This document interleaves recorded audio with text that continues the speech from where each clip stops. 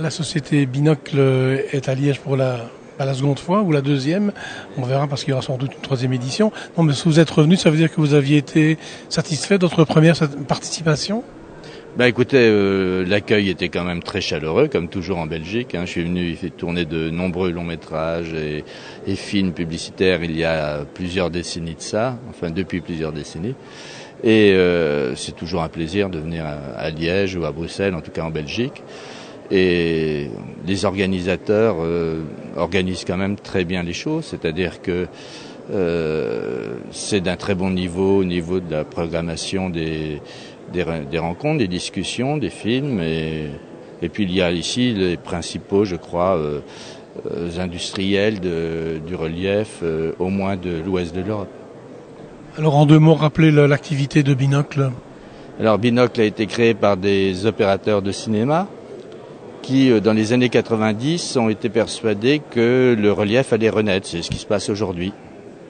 Et nous avions à l'époque décidé de fabriquer une caméra de télévision avec Thomson et Angenieux. On les avait convaincus de se lancer dans cette expérience en sachant pertinemment qu'elle n'aurait aucun débouché, mais simplement pour préparer l'avenir. Et donc nous avions fait et présenté à l'IBC en 1998 cette première caméra, où toutes les fonctionnalités étaient regroupées, les CCU, le point, le zoom, le diaphragme, etc.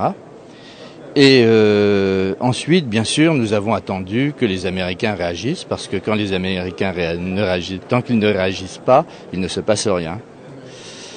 Et bien entendu, aujourd'hui, ça démarre, et ce qui était à craindre est en train de se produire, c'est-à-dire que les spectateurs commencent à être déçus de la 3D, et particulièrement, bien sûr, en raison de la mauvaise 3D, puisque c'est à la fois une opportunité économique considérable pour tous les gens de l'image.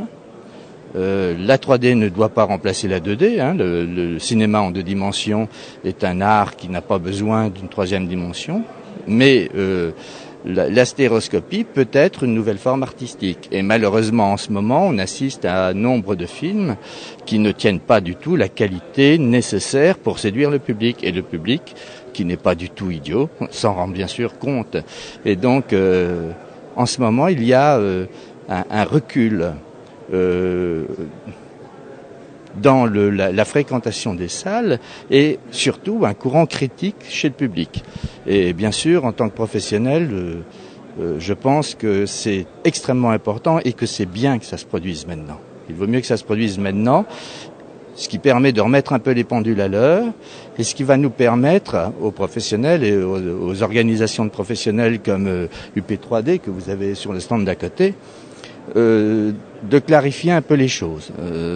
C'était l'opportunité effectivement de peut-être trop facilement dans certaines conditions de gagner de l'argent et ça ne peut pas se faire au détriment du confort cérébral du public. Voilà.